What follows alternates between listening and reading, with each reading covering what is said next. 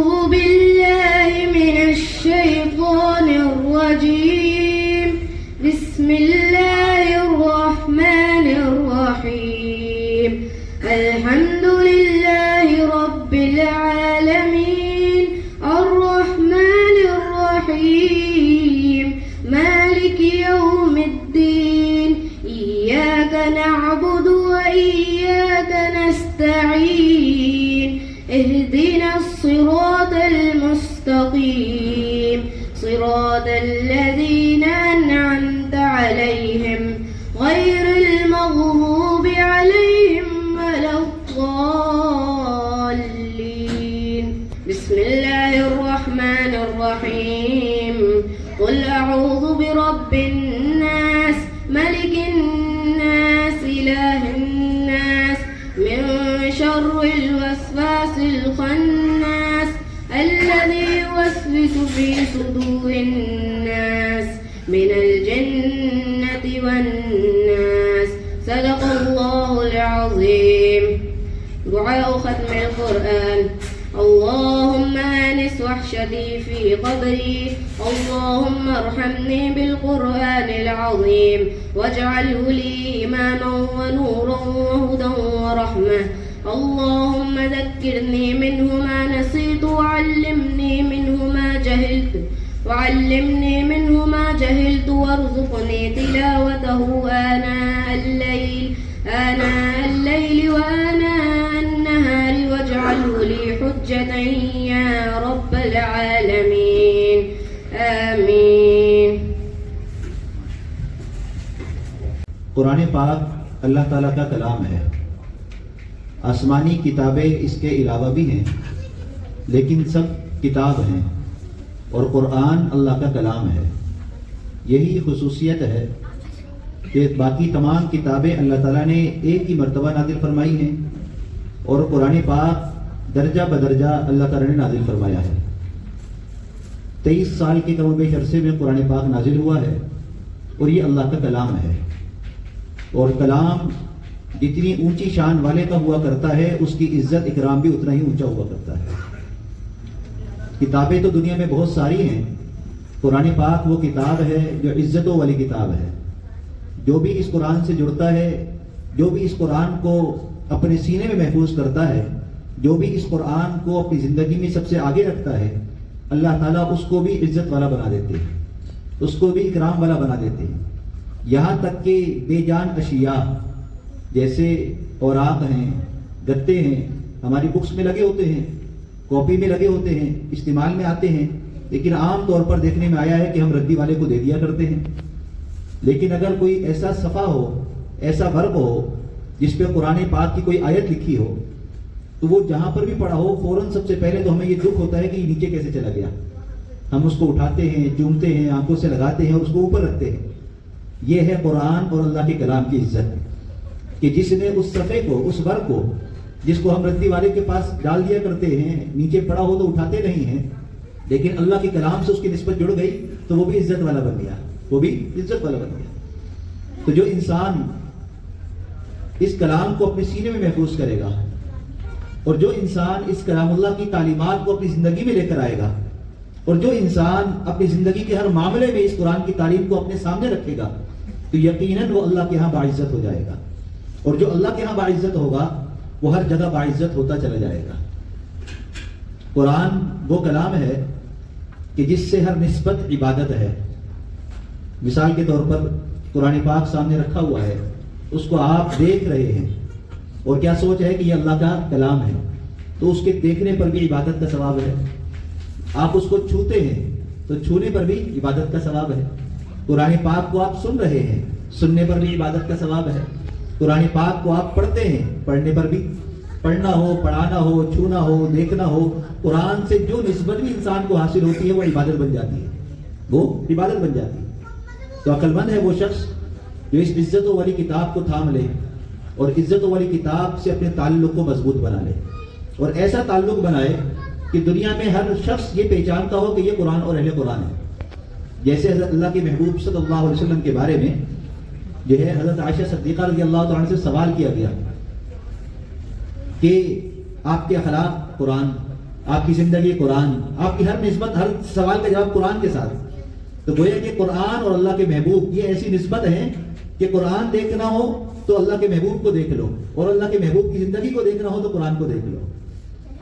ایک بہت بڑے اللہ والے ہیں، بزرگ ہیں، سفر پر تھے، ایک ایئرپورٹ پر بیٹھے ہوئے تھے، اور جو احباب بیٹھے تھے ان کو اللہ اللہ کی باتیں سنا رہے تھے. تو ایک شخص تھا بیچارہ بیزار، اللہ کے نام سن سن کر تھک چکا تھا. وہ کہنے لگا کہ مولوی صاحب، آپ سے جب بھی ملاقات ہوتی ہے، آپ کے پاس بیٹھتے ہیں تو آپ صرف اللہ اللہ کی بات کرتے ہیں. آپ کیا کرتے ہیں؟ اللہ اللہ کی بات کرتے ہیں. لگتا ہے آپ کو اور کوئی کام ہی نہیں ہے، آپ کو اور کوئی کام ہی نہیں.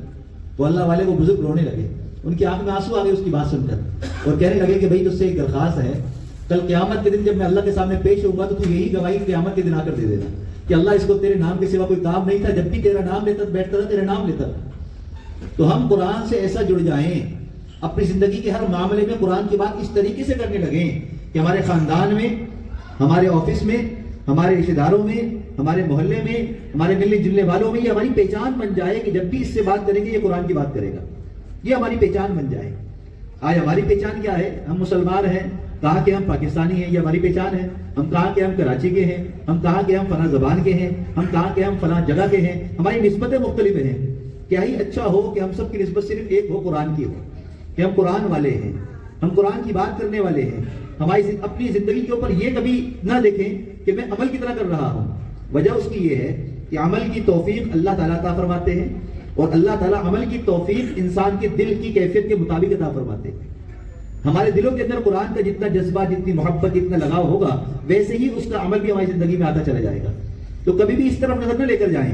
ہاں افسوس ضرور ہو کہ عمل کم ہے، عمل کے کم ہونے کا افسوس ہو، لیکن یہ نہ ہو کہ عمل نہیں ہے تو میں کیوں ایسی بات کروں. نہیں، میں جیسا بھی ہوں، ظاہراً میں جیسا بھی ہوں، میری داڑھی ہے یا نہیں ہے، میں قمیص شلوار میں ہوں یا پینٹ شرٹ میں ہوں، میں شادی میں ہوں یا غمی کے موقع پر ہوں، میں گھر میں ہوں یا میں آفس میں ہوں، میں کہیں پر بھی ہوں، جب بھی مجھے کوئی بات کرنی ہو تو مجھے قرآن کی بات کرنی ہو، قرآن سے ہی مثال دینی ہو، قرآن سے ہی دلائل دینے ہو، قرآن کو ہی ہمیشہ آگے رکھنا ہو. تو پھر دیکھیے اللہ تعالیٰ ہماری زندگی کو کیسا چمکا دے.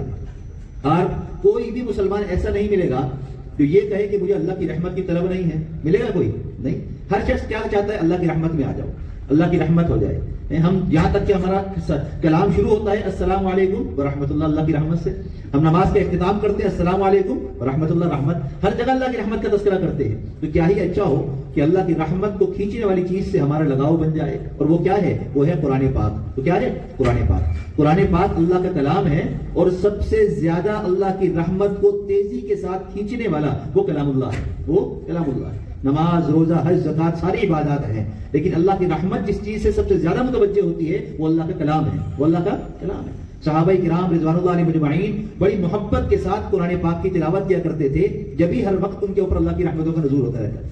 یہی وجہ ہے کہ ہم اللہ کے محبوب کی زندگی کو دیکھتے ہیں اور صحابہ کی زندگی کو دیکھتے ہیں تو وہاں پر ہمیں فاقے نظر آتے ہیں، وہاں پر ہمیں بے گھر ہونا نظر آتا ہے، بیوہ ہونا نظر آتا ہے، وہاں پر یعنی شہداء کی فہرست نظر آتی ہے، لیکن کوئی بھی اللہ کی رحمت سے خالی نظر نہیں آتا.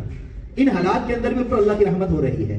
تو کیا ہی اچھا ہو کہ ہم مال و اسباب والے بھی ہوں، ہم عزت شہرت والے بھی ہوں، لیکن اللہ کی رحمت کے طلبگار بھی ہوں.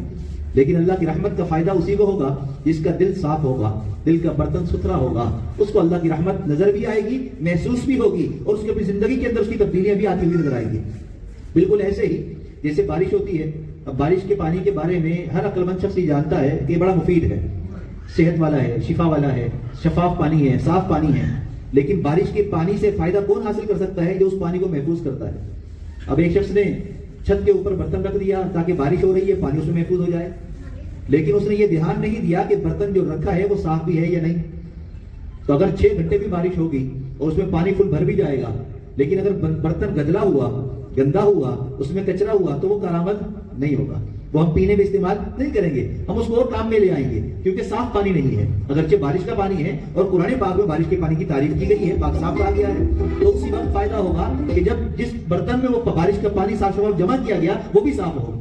تو معلوم یہ ہوا کہ اللہ کی رحمت تو آتی ہے، قرآن پڑھنے سے آتی ہے، قرآن کا بیان سننے سے آتی ہے، قرآن کی محفل سے آتی ہے، قاری سے آتی ہے، تلاوت سے آتی ہے، سماع سے آتی ہے. لیکن فائدہ اسی کو ہوگا جس کا دل کا برتن سیدھا بھی ہوگا اور صاف بھی ہوگا.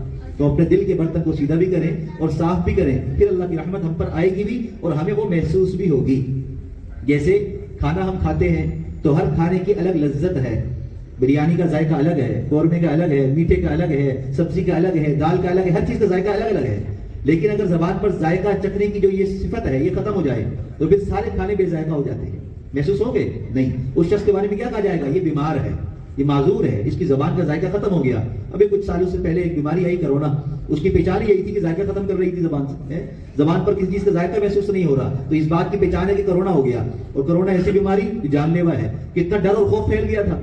آج ہمیں قرآن پڑھتے ہیں، قرآن سنتے ہیں، قرآن کی محفلوں میں جاتے ہیں، بچے ہمارے قرآن ہیں، ہم خود صبح شام نماز پڑھ رہے ہیں، قرآن پڑھ رہے ہیں، لیکن کبھی ہم نے یہ سوچا کہ قرآن کی لذت بھی آ رہی ہے کہ نہیں آ رہی؟ نہیں آ رہی. اگر قرآن کی لذت نہیں آ رہی تو اس کا مطلب ہم بیمار ہیں. ہم اس بیماری کو دور کریں تاکہ ہمیں قرآن کی لذت آئے، قرآن پڑھنے میں مزہ آئے، قرآن پڑھانے میں مزہ آئے. آج نہ پڑھنے والے کو مزہ آ رہا ہے نہ پڑھانے والے کو مزہ آ رہا ہے. وجہ کیا ہے کہ ہمارا مقصد ہی کچھ اور ہے. پڑھنے کا مقصد یہ بن گیا تاکہ ہمیں لوگ حافظ کہیں، پڑھانے کا مقصد یہ بن گیا تاکہ لوگ ہماری عزت کریں. تو دنیا کے لیے، مال کے لیے، عزت کے لیے ہم قرآن سے جڑیں گے تو اس کا ہمیں لذت نہیں آئے گی، اس کا ہمیں فائدہ نہیں ہوگا. جب ہم اللہ کے لیے کریں گے تو پھر ہمیں اس کی لذت آئے گی، پھر ہمیں اس کی لذت محسوس بھی ہوگی. صحابہ کرام رضوان اللہ علیہم اجمعین کو قرآن کی لذت محسوس ہوا کرتی تھی. ایک مرتبہ مسجد نبوی میں ایک صحابی قرآن پاک کی تلاوت فرما رہے ہیں. اللہ کے محبوب صلی اللہ علیہ وسلم تشریف لائے. جیسے ہی آپ کی آمد ہوئی تو انہوں نے تلاوت کرنا بند کر دیا. اللہ کے محبوب نے فرمایا کہ حضرت ابی بن کعب رضی اللہ تعالیٰ عنہ تھے. فرمایا کہ ابی قرآن پڑھو. رک کیوں گئے؟ کہا کہ قرآن آپ اللہ کا کلام ہے، آپ پر نازل ہوا ہے، میں آپ کے سامنے کیسے پڑھوں؟ یعنی قرآن تو آپ پر نازل ہوا، آپ ہمیں پڑھ کر سنائیں گے تو ہمیں مزہ آئے گا. کہا کہ نہیں، آپ پڑھ کر سناؤ. تو وہ خاموش رہے ادب کے اندر، نہیں پڑھا. آپ نے دوبارہ کہا ابی ہمیں قرآن پڑھ کر سناؤ. اب ابی بن کعب صحابی رسول تھے نا، آپ کی صحبت یافتہ تھے، پہچان گئے کہ اللہ کے محبوب کوئی بھی بات اپنی طرف سے نہیں کرتے. سمجھ گئے کہ اللہ کی طرف سے ہی آپ کو یہ پیغام آیا ہے، جبھی آپ اصرار کر رہے ہیں، مجھ سے سننے کا کہہ رہے ہیں. پہلی مرتبہ کسی سے آپ کہہ رہے ہیں کہ آپ قرآن سناؤ. تو ابی بن کعب اور شوق اور محبت سے کہنے لگے کہ اللہ تعالیٰ نے میرا نام لیا ہے. اللہ کے محبوب مسکرائے، کہا کہ ہاں اللہ نے آپ کا نام لیا ہے. جیسے ہی یہ بات کو سنا تو شوق اور محبت سے قرآن پڑھنے لگے. حدیث مبارکہ میں آتا ہے ابی بن کعب قرآن پڑھ رہے تھے اور اتنا اچھا قرآن پڑھتے تھے کہ اللہ کے محبوب صلی اللہ علیہ وسلم سن رہے ہیں اور آپ کی آنکھوں سے آنسو جاری ہو گئے. ابی بن کعب فرماتے ہیں میں قرآن اپنے شوق اور محبت سے کر رہا ہوں. جیسے ہی میں نے قرآن کی تلاوت دوران نظر اٹھا کر دیکھا تو آپ کے چہرے پر نظر پڑی تو آپ کے چہرے پر دیکھا میں نے آنسو کی قطروں کی دھار بھری ہوئی ہے، کیونکہ آپ کو لذت آ رہی ہے، آپ کو مزہ آ رہا ہے. قرآن پڑھنے والے کو قرآن سنانے کا مزہ آ رہا ہے، قرآن سننے والے کو قرآن سننے کا مزہ آ رہا ہے. تو جب یہ لذت آتی ہے تو انسان کا وہ عمل بڑھ جاتا ہے، شوق بڑھ جاتا ہے. اب ہم اپنی کیفیت دیکھ لیں. آج ہم نے قرآن پڑھا کہ نہیں پڑھا؟ نہیں پڑھا. کل پڑھا تھا؟ نہیں پڑھا. پرسوں پڑھا تھا؟ نہیں پڑھا تھا. کتنے دن ہو گئے قرآن پڑھے ہوئے؟ ہم گنے؟ ہمیں افسوس ہونے لگے گا اتنے دن ہو گئے. اور اگر آج پڑھا تو کتنا پڑھا؟ 4 صفحے، 1 صفحہ، 4 آیات، بس یہ گنتی ہے ہماری قرآن کی. قرآن تو ایسی چیز ہے کہ جب اس کی لذت محسوس ہونے لگتی ہے تو پھر انسان ہر وقت قرآن پڑھتا ہے، ہر وقت قرآن پڑھتا ہے. تو آج سے ہم نے اس بات کی نیت اور عزم کرنا ہے کہ انشاءاللہ ہم نے قرآن کو محبت کے ساتھ اور شوق کے ساتھ پڑھنا ہے اور اپنے برتن کو صاف ستھرا کرنا ہے. اللہ کے محبوب صلی اللہ علیہ وسلم نے ابتدائی اسلام میں جب دین اسلام کی دعوت دینا شروع کی تو مختلف علاقوں سے لوگ آ کر اسلام میں داخل ہونے لگے. تو ابتدا میں جب آپ مکہ میں تھے تو مدینہ منورہ جو اس زمانے میں یثرب کے نام سے ایک آبادی تھی، یہاں سے 12 لوگ آئے جو آپ کے آ کر قرآن سنا، اسلام کی دعوت کو سنا اور اسلام قبول کر لیا. 12 لوگ تھے صرف. اب یہ جب واپس آنے لگے تو انہوں نے درخواست کی کہ یا رسول اللہ ہمیں کوئی قاری دے دیں جو ہمیں قرآن سکھائے، اسلام کی تعلیمات ہمیں سکھائے. تو اللہ کے محبوب صلی اللہ علیہ وسلم نے 2 صحابہ کرام کو ان کے ساتھ بھیجا. ایک عبداللہ ابن ام مکتوم رضی اللہ تعالیٰ عنہ، دوسرے حضرت مصعب بن عمیر رضی اللہ تعالیٰ عنہ. یہ دونوں ساتھ ہو گئے. مدینہ منورہ کے سب سے پہلے امام اور سب سے پہلے قاری اور سب سے پہلے اسلام کے مبلغ یہ دونوں حضرات ہیں. مصعب بن عمیر رضی اللہ تعالیٰ عنہ بہت اچھا قرآن پاک پڑھا کرتے تھے. جب یہ مدینہ منورہ میں پہنچے تو انہوں نے لوگوں کو اسلام کی دعوت دینا شروع کی اور اللہ کی شان بہت سارے لوگ آپ کو قرآن سن کر اسلام میں داخل ہونے لگے. اب وہاں جو قبائل آباد تھے، اوس خزرج وغیرہ جو آباد تھے، ان میں پریشانی پھیلی کہ یہ کیا معاملہ ہے. تو حضرت سعد رضی اللہ تعالیٰ عنہ جو قبیلے اوس کے سردار تھے انہوں نے اپنے ایک ساتھی کو بھیجا کہ جاؤ ذرا معلوم کر کے آؤ کہ چل کیا رہا ہے، اور تلوار بھی ساتھ دی کہ اگر تمہیں کچھ بات ایسی لگے تو تلوار اپنی استعمال کرنا ہے. اب وہ اپنی تلوار لے کر چل پڑے. حضرت مصعب بن عمیر ایک جگہ بیٹھے ہوئے تھے، آپ کے ساتھ مدینہ منورہ کے کچھ لوگ تھے، ان کو اسلام کی دعوت دے رہے تھے. تو وہ کھڑے کھڑے جب ان کے قریب آئے تو کھڑے کھڑے کہنے لگے یہ کیا ہو رہا ہے، ہمارے لوگوں کو گمراہ کر رہے ہو. تو مصعب بن عمیر رضی اللہ تعالیٰ عنہ ایک تو خوبصورت تھے، دوسرا قرآن بہت اچھا پڑھتے تھے، بڑے اخلاق والے، نرم لہجے والے. کہنے لگے کہ آپ بیٹھے تو صحیح، ہماری بات تو سنیں، ہماری بات تو سنیں کہ ہم بات کیا کر رہے ہیں. کہا کہ اچھا. وہ بیٹھ گئے. اللہ کی طرف سے جب کسی بندے کے اوپر اللہ کی رحمت کا نزول ہونا ہو تو خود بخود اسباب بنتے چلے جاتے ہیں. نیت انسان کی ہونی چاہیے حق کی تلاش کی. تو وہ بیٹھ گئے. آپ نے ان کے سامنے اسلام کی چند باتیں کی، اس کے بعد قرآن پاک کی تلاوت شروع کی.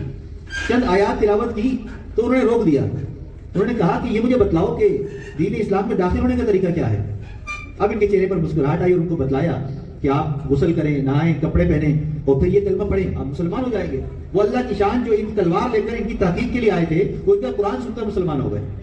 اور جب یہ یہاں سے واپس پلٹے قبیلے اوس کے سردار سعد رضی اللہ تعالیٰ عنہ جو بعد میں خود مسلمان ہوئے ان کے پاس، تو وہ دور سے دیکھ کر کہنے لگے کہ یہ اب وہ نہیں رہے. اسید ان کا نام تھا. کہنے لگا اسید اب وہ نہیں رہے، ان کی چال اور ان کی نظریں بتلا رہی ہیں بدل گئے. جب قریب پہنچے تو کہنے لگے کہ تم بدلے بدلے کیوں محسوس ہوتے ہو؟ کہا کہ بھئی ایسے ایسے ماجرا ہوا ہے، میں نے بھی کلمہ اسلام پڑھ لیا ہے. اب ان کو اور غصہ آیا کہ جس کو میں نے تلوار لے کر بھیجا تھا وہی کلمہ پڑھ کر آ گیا، وہ تلوار لیا، وہ اٹھ کر چل پڑے. مصعب بن عمیر رضی اللہ عنہ کے پاس جب ان کے پاس آئے وہ بھی غصے میں، اب ان سے بھی انہوں نے یہی کہا. اور جن کے گھر پہ انہوں نے قیام کیا تھا حضرت سعد جو ہے ان کو دھمکی دینے لگے اور کہنے لگے کہ تمہارا اگر مجھے لحاظ نہ ہوتا تو میں ان کو ابھی قتل کر دیتا، سر قلم کر دیتا. تمہاری میزبانی کی وجہ سے میں چپ ہوں. کہا کہ اچھی بات ہے آپ چپ ہیں، لیکن آپ بات تو سنیے کیا کہہ رہے ہیں. کہا کہ مجھے ان کی بات نہیں سننی. کہا کہ اچھا چلے جو یہ کلام پڑھ کے سناتے ہیں وہی سن لیں. کہا کہ ہاں وہ سن لوں گا. بات نہیں سنی، قرآن سن لیا. حدیث مبارکہ میں آتے ہیں حضرت مصعب بن عمیر رضی اللہ عنہ نے سورۃ زخرف قرآن پاک میں ہے وہ پڑھی اور اتنی شان کے ساتھ پڑھی کہ اس کی چند آیات آپ نے پڑھی تھی کہ حضرت سعد رضی اللہ عنہ جو اپنے قبیلے کے سردار تھے ان کی آنکھوں میں آنسو ہے اور تلوار ان کی جھکی ہوئی ہے اور وہ روتے ہوئے کہنے لگے کہ یہ کلمہ اسلام تو مجھے بھی پڑھا دو جس کا اتنا اچھا کلام ہے، جس کی اتنی شیرینی ہے، اتنی مٹھاس ہے اس کلام کے اندر، تو وہ اسلام کیسا ہوگا. تو مدینہ منورہ کے اندر اسلام اس طریقے سے رائج ہوا ہے، قرآن پاک کی تلاوت کے ذریعے، اچھے اخلاق کے ذریعے مدینہ منورہ فتح ہوا. حضرت سعد پھر اپنے قبیلے والوں کے پاس گئے. اب یہ چونکہ قوم کے سردار تھے نا، بڑے تھے، تو انہوں نے جا کر اپنی قوم والوں کو جا کر دعوت دی اور دعوت دینے کے بعد کہنے لگے کہ میں یہ چاہتا ہوں کہ قبیلے کا کوئی بھی مرد اور عورت ایسا نہ رہے جو اس کلمہ اسلام کو قبول نہ کرے. اور آپ کا یہ کہنا تھا کہ پورا قبیلہ اسلام میں داخل ہو گیا. یہی وجہ ہے کہ ہم اپنے اکابرین سے سنتے ہیں، علماء کرام سے سنتے ہیں کہ ہمارے حضرات یہ فرمایا کرتے ہیں کہ جو بڑے لوگ، عمر کے لوگ ہیں، جو اپنے خاندان کے بڑے ہیں، اپنے گھر کے بڑے ہیں، ان کو چاہیے کہ ان آیتوں پہ، ان باتوں پہ غور و فکر کریں. اگر وہ اپنی زندگی کو تبدیل کریں گے تو یقیناً ان کی برکت سے اللہ پورے خاندان کو اپنے آپ کو تبدیل کرنے کی توفیق عطا فرما دیں گے. تو اس لیے جو بڑے لوگ ہیں، عمر میں بڑے ہیں، خاندان میں بڑے ہیں، اپنے جو ہے گھر کے بڑے ہیں، سربراہ ہیں، ان کو چاہیے کہ وہ ان باتوں پر غور کریں کہ ہم جانا کہاں چاہتے ہیں اور چل کہاں رہے ہیں. کہیں ایسا تو نہیں کہ منزل ہماری کوئی اور ہے اور راستہ ہمارا مختلف ہے. ہم جانا مدینہ چاہتے ہیں اور راستہ ہم نے یورپ کا اختیار کیا ہوا ہے. آج پاکستان کے اندر ذرا سروے کریں آپ، یہاں لوگ پریشان ہوتے ہیں، اچھا اسکول ڈھونڈ رہے ہوتے ہیں اور اچھے اسکول میں داخلہ ہو جائے تو بڑے خوش ہو رہے ہوتے ہیں. اور اگر یہی لوگ جو یہاں او لیول، اے لیول اور بڑے بڑے اسکولوں کے نام لے کر جہاں بچوں کو داخل کرا کر فخر محسوس کرتے ہیں، یہی لوگ اگر یورپ چلے جائیں تو وہاں پر اسلامک اسکول ڈھونڈ رہے ہوتے ہیں. اور اس کی مثالیں بہت ساری ہیں ہمارے پاس، ایک دو نہیں، بے شمار مثالیں. وہاں اسلامک اسکول ڈھونڈ رہے ہیں. کیوں؟ وہاں کا ماحول، وہاں کا کلچر ایسا نہ ہو کہ ہمارے بچے بگڑ جائیں.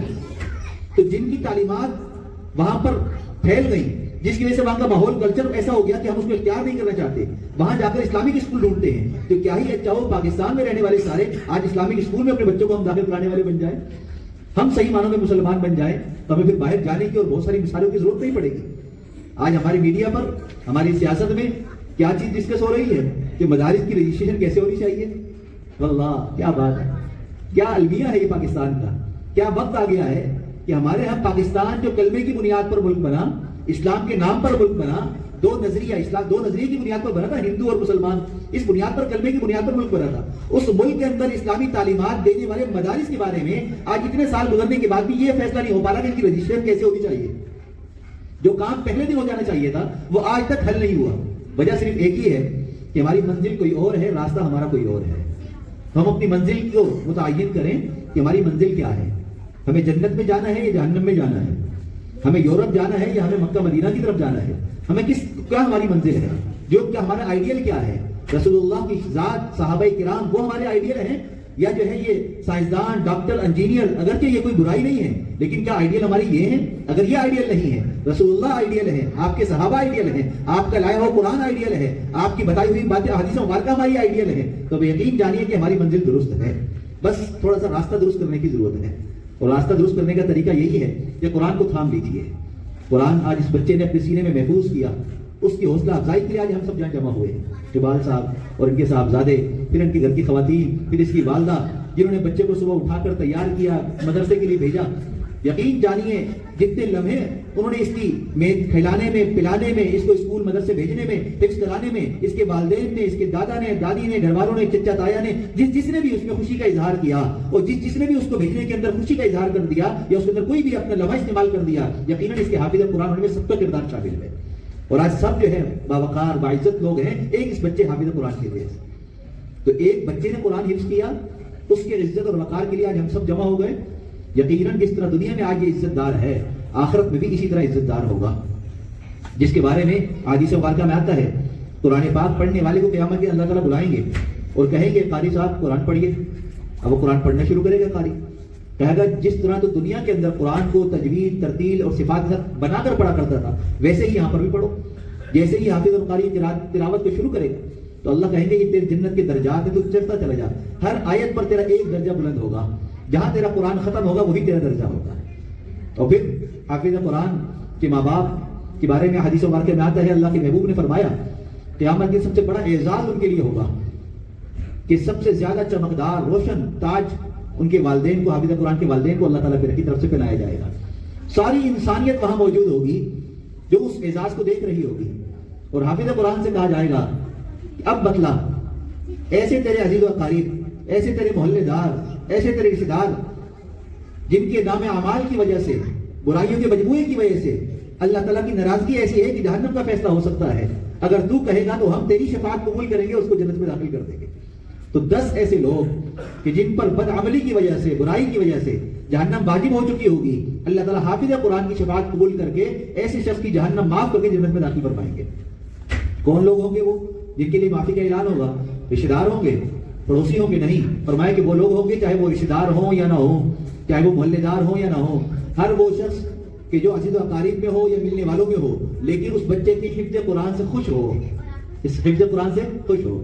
اب مجھے بتائیے کہ ہم سب خوش ہیں کہ نہیں ہیں؟ ہم سب خوش ہیں الحمدللہ، یہ اللہ کی بہت بڑی نعمت ہے. اب جس بچے کے لیے یہ اعزاز ہوگا کہ وہ 10 کو لے کر جائے تو اس بچے کا اپنا مقام کیا ہوگا؟ اس کے ماں باپ اور عزیز رشتہ دار، اس کے دادا، اس کی دادی، اس کی نانا، اس کی نانی، اس کی والدہ، اس کے بہن بھائی، ان کا اعزاز کیسا ہوگا؟ تو اللہ کے ہاں قرآن کا اعزاز بہت بڑا ہے، قرآن کی شان بہت بڑی ہے. آخری بات کر کے میں بات کو ختم کرتا ہوں. آج ہم اچھی باتیں سنتے ہیں تو اچھے کام کرنے کا جذبہ ہمارے اندر پیدا ہو جاتا ہے اور ہم چاہتے ہیں ہم وہ کام کر بھی لیں، لیکن بعض مرتبہ دنیاوی مجبوریاں ہوتی ہیں، آفس کے مختلف تقاضے ہوتے ہیں، گھریلو معاملات ایسے ہوتے ہیں، خاندان رکاوٹ بنتا ہے، بہت سارے کام نہیں کر پاتے، لیکن کوشش تو کر سکتے ہیں نا. تو کوشش آج ہم نے کرنی ہے. ایک بہت بڑے عالم ہے وہ فرماتے ہیں کہ میں لاہور میں، یہ سچا واقعہ ہے، ایک گھر میں مہمان بنا تو میزبان جو تھے وہ حافظ قرآن، ان کی بیوی وہ بھی حافظ قرآن، ان کی جوان بچے وہ بھی حافظ قرآن، ان کے پوتے وہ بھی حافظ قرآن. کہنے لگے میں بڑا حیران تھا اس بات پر کہ ان کے خاندان کے جتنے لوگ بھی مجھ سے ملے سب حافظ قرآن ہیں. تو میزبان نے سمجھ گئے کہ حضرت کیوں پریشان ہو رہے ہیں، کیوں اتنا حیران ہو رہے ہیں. کہ حضرت آپ کو میں ایک واقعہ بتلاتا ہوں کہ ہم سب حافظ قرآن ہیں کیوں، اس کی وجہ کیا بنی ہے. کہا کہ ہمارے جو والد تھے وہ فوت ہو چکے ہیں. ایک دفعہ ایک اللہ والے سے ان کی ملاقات ہوئی اور ہمارے والد صاحب کو قرآن سے بڑی محبت تھی، قرآن سے تلاوت بھی بہت کرتے تھے اور جہاں حافظ قاری کوئی مل جائے اس سے محبت عقیدت بھی بہت کرتے تھے. تو ان کو ایک اللہ والے نے ایک مرتبہ یہ کہا کہ آپ کی قرآن سے بڑی محبت ہے، بڑی عقیدت ہے، میں آپ کو ایک نسخہ بتلاتا ہوں، اللہ آپ کی اس محبت کو آپ کی پوری نسل میں جاری کر دے گا قرآن کو. پھر انہوں نے نسخہ بتلایا، کہا کہ ہمارے والد صاحب کو ان عالم نے، ان اللہ والوں نے کہا کہ آپ اگر 2 سال تک روزانہ ایک قرآن پاک ختم کریں، 30 سپارے دن میں ایک مرتبہ، روزانہ ایک قرآن، روزانہ ایک قرآن. اب 24 گھنٹے میں ایک قرآن ختم کرنا کوئی مشکل کام نہیں ہے. اور وہ لوگ جو ریٹائر ہو چکے ہیں، جن کے پاس کوئی کام نہیں ہے، گھر کے اندر موجود ہے، صرف نماز روزہ ہے، ان کے لیے تو کوئی مشکل کام نہیں ہوتا. یہاں تک کہ جو مصروف لوگ ہیں ان کے لیے بھی ایک قرآن ختم کرنا کوئی مشکل کام نہیں ہے، کیونکہ ہماری فیلڈ ہے، ہمیں پتہ ہے جو حافظ قرآن ہوتا ہے وہ 15 منٹ کے اندر آرام سے پارہ ختم کر لیتا ہے. اب حافظ قرآن جب 15 منٹ میں کر رہا ہے تو غیر حافظ اگر مسلسل قرآن پڑھنے لگے تو اس کے لیے آدھے گھنٹے میں بھی پارہ ختم کرنا کوئی مشکل کام نہیں ہے. اور اگر روزانہ قرآن پڑھنے کا معمول بن جائے تو وہ ٹائم کم ہوتا چلا جاتا ہے، کیونکہ زبان پر جاری ہو جاتے ہیں الفاظ، پڑھائی میں تیزی آ جاتی ہے.